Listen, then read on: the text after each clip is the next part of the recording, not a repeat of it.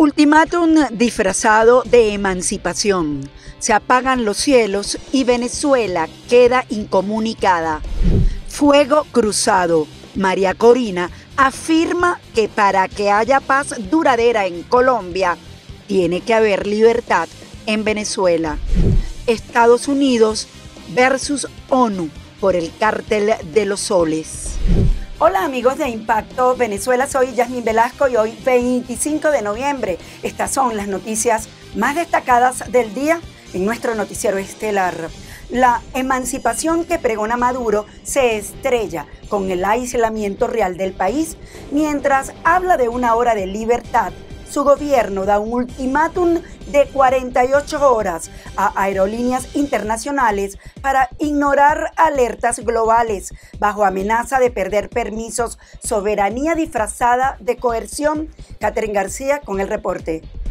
Nicolás Maduro ha intensificado su discurso de soberanía y emancipación bajo el modelo del socialismo cristiano, una teoría que busca validar el control político y social celebrando jornadas como perfectas por la confluencia de fuerzas populares, enfatizando el apoyo de grupos religiosos para defender la paz. El mensaje proyecta una imagen de fortaleza interna y liderazgo regional en la construcción de un destino emancipado y, según él, totalmente soberano. Ha llegado la hora de Bolívar, de la emancipación nuestra americana, de la libertad para lograr la paz, de la máxima felicidad social. Sin embargo, el aislamiento es un factor que no escapa del panorama. El régimen emitió un ultimátum de 48 horas a las aerolíneas internacionales para reanudar operaciones bajo amenazas de revocar permisos. Esta acción se da tras advertencias de seguridad de la Administración Federal de Aviación y la Agencia Estatal de Seguridad Aérea que citan una situación potencialmente peligrosa en el espacio aéreo venezolano. La Asociación Internacional de Transporte Aéreo advirtió que esta coerción solo profundizará el apartamiento logístico del país. Pero ¿cuál es la convergencia de estos puntos? La medida confronta el discurso de estabilidad del gobierno, pues la acción para reafirmar la soberanía sobre el espacio aéreo irónicamente termina desconectando más a Venezuela del flujo internacional. Pasamos a revisar los comentarios que nos dejan sobre la pregunta del día de hoy. El uso de la incertidumbre es el arma secreta de Estados Unidos para pulverizar la moral del chavismo. La guerra psicológica no busca la invasión, sino el colapso interno del régimen. ¿Crees que funciona el plan de goteo de Trump para forzar una implosión en Venezuela? Te leemos. Ese goteo no va a funcionar. Tienen que ser más drásticos con el chavismo para poder lograr algo. Toda Venezuela espera la Operación Libertad. Sí va a suceder, sí funcionará, pero deben atacarlo para forzar la huida. Desde la clandestinidad, la Nobel de la Paz María Corina Machado asegura que la estabilidad de Colombia depende directamente de una transición democrática en Venezuela, en un momento que califica como histórico y definitivo para la región. El reporte con María José Prado. La crisis venezolana dejó de ser un asunto fronterizo para convertirse en un punto clave de estabilidad regional y hoy, desde la clandestinidad, la Nobel de la Paz y líder opositora María Corina Machado vuelve a poner sobre la mesa una idea que resuena cada vez con más fuerza. La paz de Colombia depende de la libertad de Venezuela. En un escenario marcado por la tensión militar en el Caribe, la salida negociada que alguna vez se le ofreció a Nicolás Maduro parece haberse agotado. Según Machado, la transición ya empezó, aunque el régimen insiste en retrasarla incluso frente a garantías internacionales. Lo que viene, asegura, será un proceso profundo, reconstrucción institucional, justicia independiente, recuperación económica y el regreso de más de 8 millones de venezolanos que huyeron del colapso. Pero hay un punto que une a ambos países, el crimen transnacional. Desde el Tren de Aragua hasta el Cártel de los Soles, Machado advierte que estas redes operan de forma binacional y bajo la sombra del Estado venezolano. Por eso insiste en que cualquier transición necesitará coordinación directa con las autoridades colombianas para demostrar rutas, negocios y estructuras que alimentan la inseguridad en toda la región. Para mí lo más importante es que el pueblo colombiano nos acompaña. Los colombianos saben que para que exista paz duradera en Colombia tiene que haber democracia y libertad en Venezuela. Hoy, dice Machado, la comunidad internacional empieza a comprender la magnitud del momento y en Colombia, donde millones de venezolanos han encontrado refugio, crece la convicción de que solo con democracia al otro lado de la frontera será posible una paz duradera en ambos países. En Venezuela, 182 mujeres permanecen presas por motivos políticos, entre ellas adultas mayores, una adolescente y más de 20 desaparecidas. Un recordatorio brutal de cómo la administración chavista utiliza la violencia institucional como arma contra ellas y sus familias. Juliana Palmar con esta información.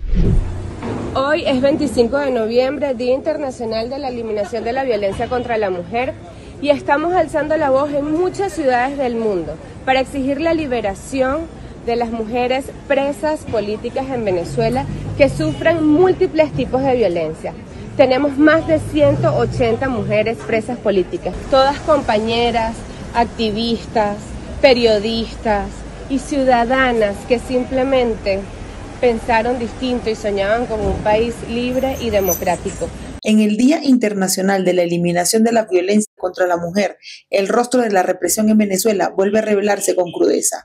182 mujeres presas políticas, 4 son de la tercera edad, una adolescente y más de 20 mujeres desaparecidas y 10 con doble nacionalidad. Historias silenciadas por un Estado que convierte su maternidad, su vida y su cuerpo en territorio de castigo. Nos hemos acercado como familiares de presas políticas y como sociedad civil y defensoras de derechos humanos hacia la oficina de ONU Mujeres en Madrid, España.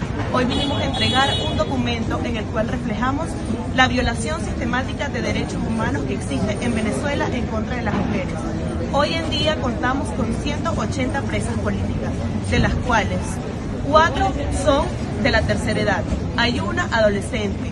Hay más de 20 desaparecidas y también hay 10 que tienen doble nacionalidad. Desde Caracas hasta las sedes de la ONU en Madrid y en las afueras del Congreso en Buenos Aires y otras ciudades del mundo, activistas y familiares se concentraron bajo la consigna "Ellas no están solas". Entre las mujeres encarceladas está la periodista Nacari Ramos, corresponsal de Impacto Venezuela en Caracas, detenida desde hace 7 meses sin juicio, con retardo procesal, sin juez designado tras cambio del anterior. Su caso refleja la violencia institucional que sufren muchas de estas mujeres: tratos crueles, desapariciones forzadas, negación de atención médica y represalias ejercidas por cuerpos del Estado. Es una cadena de personas sufriendo todo lo que pasamos en esta situación que estamos viviendo, de secuestro, maltrato, violación de todos nuestros derechos.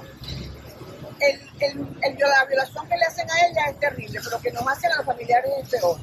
Nos humillan, nos maltratan, nos ofenden, nos someten a situaciones vergonzosas que parece que es inventada por algún misógino enfermo que hace ese tipo de decisiones para que alguien sin criterio propio lo cumpla. Verdaderamente no tienen capacidad para ver el dolor que nos causa, la situación humillante que nos hacemos, pero que nos sometemos a todo esto por nuestros hijos. El líder de la oposición, Edmundo González, advirtió que la prisión política de las mujeres es una de las formas más invisibles y devastadoras de violencia en el país.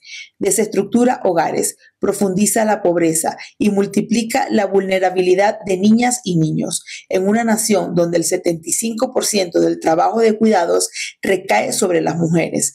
Cada encarcelamiento es una fractura en el tejido social venezolano.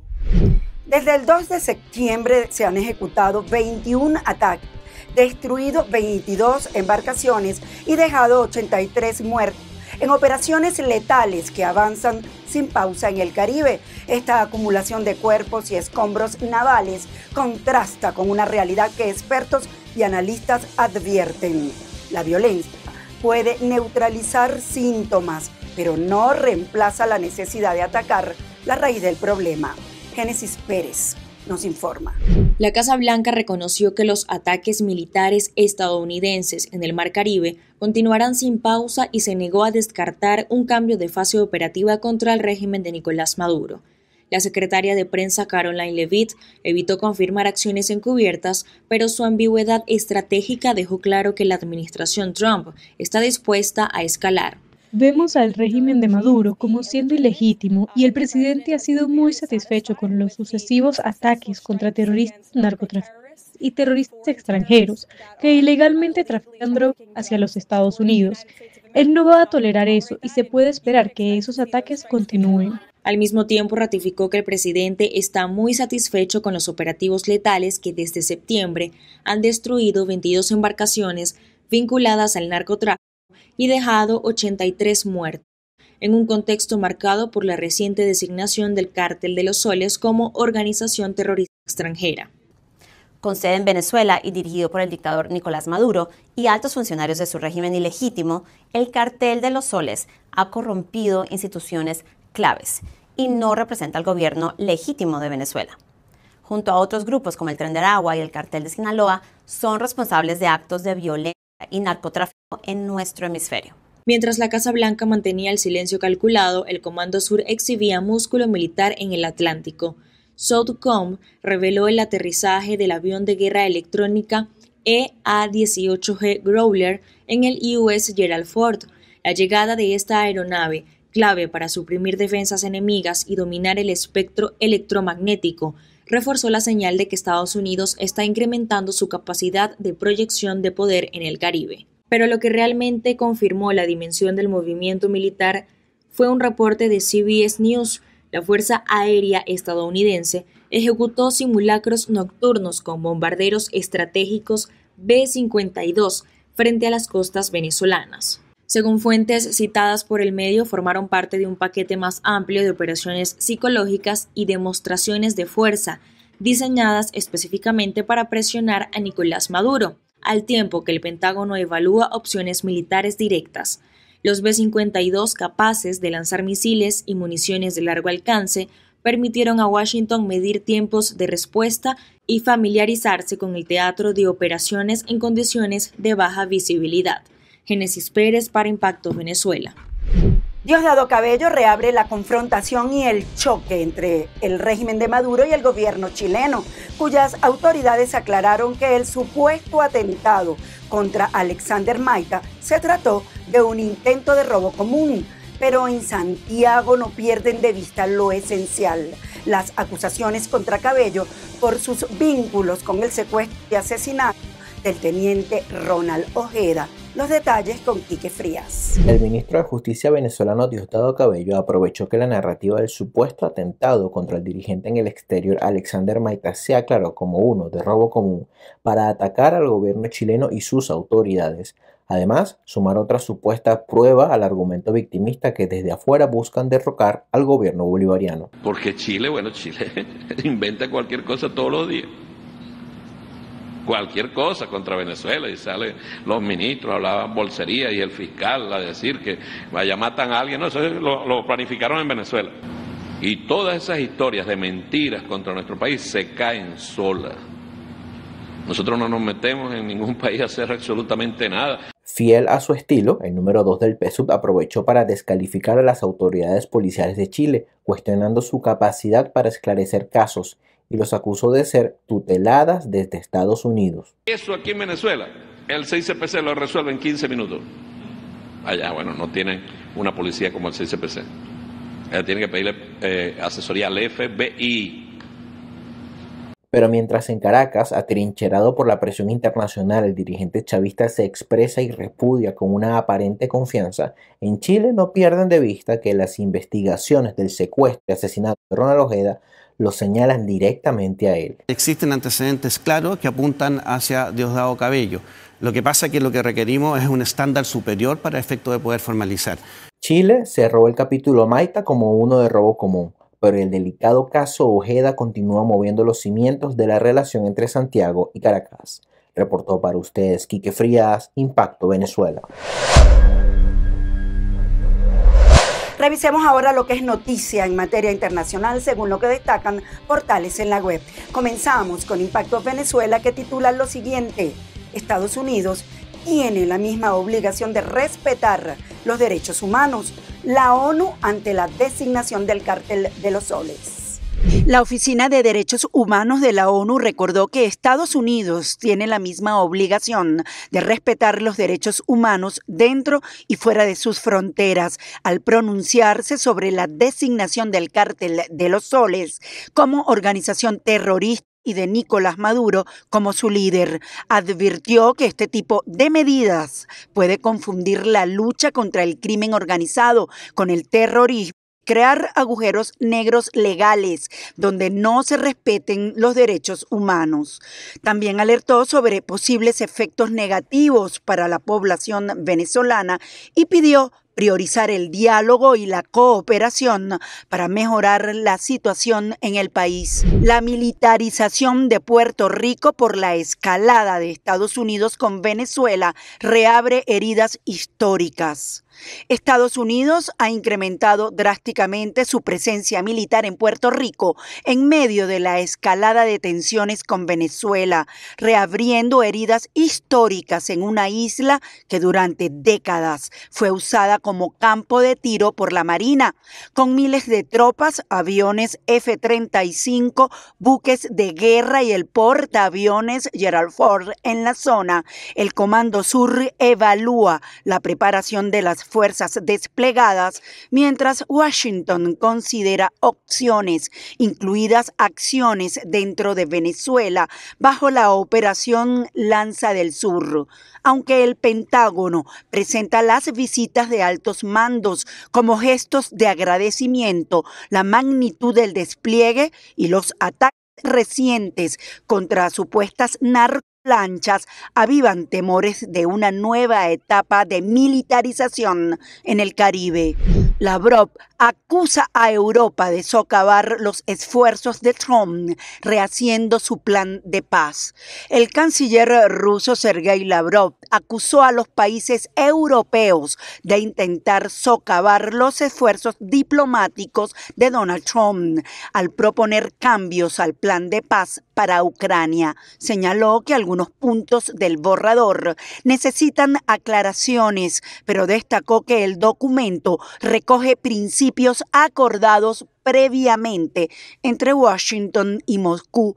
Lavrov criticó el ruido mediático europeo para modificar el plan de 28 puntos y dijo esperar que Estados Unidos entregue pronto una versión final consensuada con europeos y ucranianos, aunque aseguró que Rusia no presiona a Washington. Amigos, gracias por acompañarnos en este recorrido informativo. Nos vemos mañana en una nueva emisión estelar de Impacto Venezuela. Y como siempre les recuerdo, seguirnos en nuestras redes sociales y canal de YouTube.